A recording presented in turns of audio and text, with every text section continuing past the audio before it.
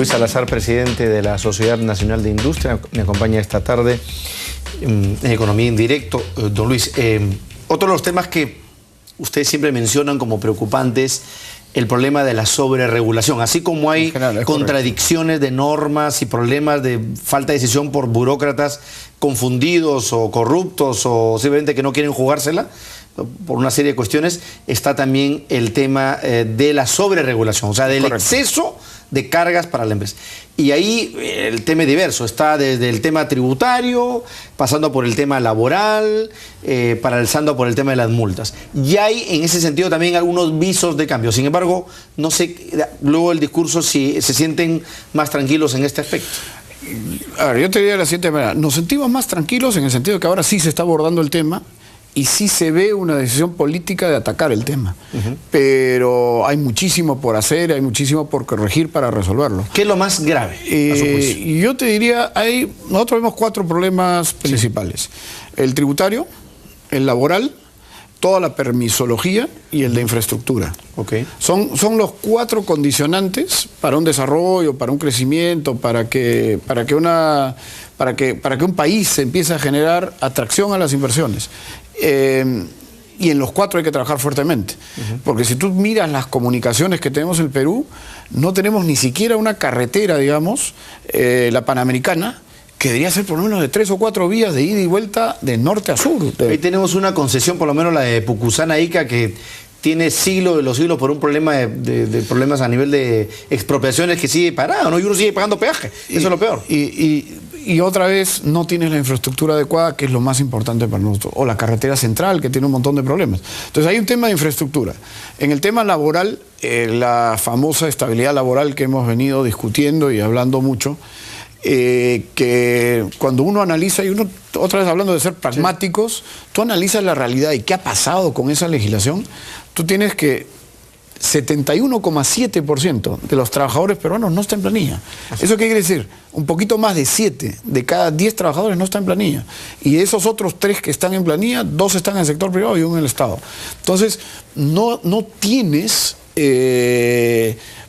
legislación que promueva la formalidad laboral. Y que proteja a esos trabajadores, no porque solo hay gente desprotegida, ¿no? Has creado un nichito donde se han metido unos y los tienes a todos cuidaditos y protegidos. Con un alto costo. Con un alto costo y muchas veces protegiendo al ineficiente y no al bueno, porque el buen trabajador se lo jalan uno todo el mundo se lo quiere contratar, digamos. Y tú tienes que crear políticas dentro de las empresas para retener a esos trabajadores. Y el gran problema que tienes es que al mal trabajador no lo puedes sacar, y deberías, para darle oportunidad a ese otro 70% que hoy no tiene un trabajo formal. Entonces ahí de repente falta también decisión política. Es decir, si sabemos que ese es el origen o parte del origen de la informalidad, pues baja las vallas para que la gente se formalice. Y lo más interesante de esto es que la decisión política ni siquiera va por el Ejecutivo, va por el Legislativo. Es el Legislativo el que tiene que tomar ese rol, digamos, de cuidar al país, pensar en el país y no pensar en los votos o en las elecciones ¿cómo se llama? Dentro de 2 años, en el caso de nosotros. Claro, porque si el político populista lo que dice, yo voy a aumentar los derechos, muchas veces aumentar derechos significa es aumentar costos laborales que ya son altos para el Perú, ¿no sé? Los engaña. Así es. Porque les está creando una falsa expectativa y una falsa idea de que los va a proteger, cuando en realidad lo que está haciendo es desprotegiéndolos y no está pensando realmente en lo que el país necesita. Eso tenemos que lograr cambiarlo como todos los peruanos. O sea, pensar en cómo hacemos para pensemos primero en todos y no en proteger a unos cuantos para ganarme unos votos. Yo creo que ahí debería estar, si yo fuera el presidente Humala, la gran revolución de la inclusión social, que es la inclusión del empleo. Si a ese 70% que usted menciona se le dieran mejores condiciones de empleo, ¿qué mejor inclusión social que esa, por Dios, digo yo, con mejor hechos? Y eso, si eso significa flexibilizarnos, pues hagámoslo. Es parte de la tarea pendiente. Es que es parte de la tarea y es algo que está haciendo España ahorita, que está buscando hacer México. Que ha tenido que tener una tremenda crisis para aprender cómo son las cosas. 24% de desempleo, 50% de desempleo juvenil, o sea, 1 de cada 2 jóvenes en España no consigue trabajo. Es tremendo. Es terrible. Y en el Perú, eso es algo que no hemos visto, pero en el Perú ya está alrededor del 10% del desempleo juvenil. O sea, ¿qué significa? Que los jóvenes no están teniendo oportunidad de acceder a puestos de trabajo. Entonces, hay que empezar a mirar las cosas, como digo, no con interés particular, me refiero político o económico, lo que sea, y empezar a pensar en qué es lo mejor para el país. Pero fíjese, así como yo no entiendo cómo en educación, imagino que mucho tiene que ver la presencia de Jaime Saavedra, que es un técnico de primer nivel en el sector, así como en educación el presidente ha sido exhaustivo en metas, ¿por qué no se hace lo mismo en estos sectores tan importantes para la reactivación y para entender que el crecimiento sostenido depende mucho de eso, de eliminar la informalidad?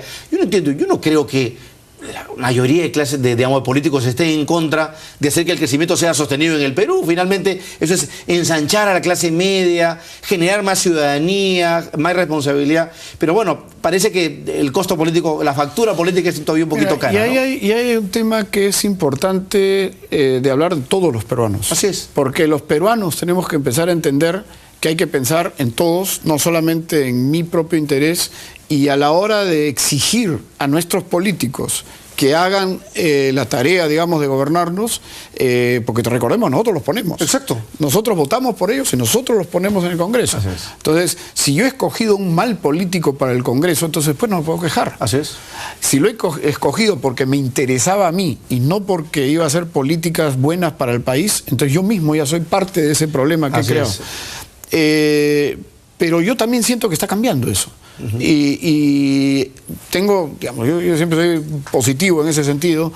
Yo tengo la impresión que el Perú está empezando a mirar las cosas de otra manera y que nuestros políticos van a empezar a dictar mejores normas porque los peruanos se lo vamos a exigir. Así es, y porque el escrutinio público, digamos, también está elevando su nivel, su estándar. Y ahí está. Lo que usted acaba de decir con el tema de los presidentes regionales, o sea, qué mejor oportunidad para poner en una lupa a todos los candidatos, claro, ¿no es cierto? Claro. Y hacer una buena elección este 5 de octubre y no regalar votos simplemente porque me entregan una bolsita de arroz o una taza de, un tarro de leche, ¿no es así? O una propuesta fácil. Y eso es lo que determina después nuestro futuro. Así es. Oye, tenemos que tenerlo. El caso o 5 o 3 años o 4 años, dependiendo de lo que uno esté escogiendo. Y en el caso del congresista es irrenunciable. O sea, así es, lo tremendo. pusiste y no lo puedes, no puedes renunciar. O sea, pero bueno. Entonces, en resumen, gran parte de las medidas que tenemos que modificar van por el Congreso y tenemos que trabajar para mejorar esa calidad de producción legislativa, si quieres llamarlo así, del Congreso. Y ahí necesitamos que nuevamente todas las tiendas políticas se pongan la camiseta del Perú, por decirlo de alguna manera, y piensen no en su interés personal, o en su cuota, en su feudo. En su feudo, en su grupo electoral, y piensen realmente en qué es lo mejor para el país. De verdad, coincidimos 100%, señor Luis Salazar. Creo que, digamos, ojalá que digamos, esos acuerdos básicos que lo han logrado todas las democracias modernas en el mundo, algún día sea factible en el Perú, ¿no? Quizás deberíamos empezar por aquellas cosas que son menos ideologizadas que otras. La educación. No hemos hablado de la seguridad, que es otro tema, ya no se nos fue el tiempo, pero la seguridad, el crear instituciones sanas, el tener infraestructura, el acabar con la informalidad. O sea, creo que cualquier gobierno que quiera al Perú debería llamar al resto de políticos para pactar en función de esos intereses. Somos número 21 en territorio en el mundo. Somos número 38 en población en el mundo. Pero en PBI per cápita somos puestos 76. O sea, tú te das cuenta que no tenemos coherencia con lo que somos, con lo que estamos haciendo. Y eso lo tenemos que arreglar nosotros. Bueno, ojalá. Va a depender mucho de nosotros mismos, de los ciudadanos y de la calidad de los políticos que elijamos en los próximos procesos. Gracias, don Luis Salazar. Encantado. Éxitos y por supuesto cordialmente invitado siempre a Economía en Directo. Encantado. A usted también muchas gracias por acompañarnos hasta una nueva edición de Economía en Directo.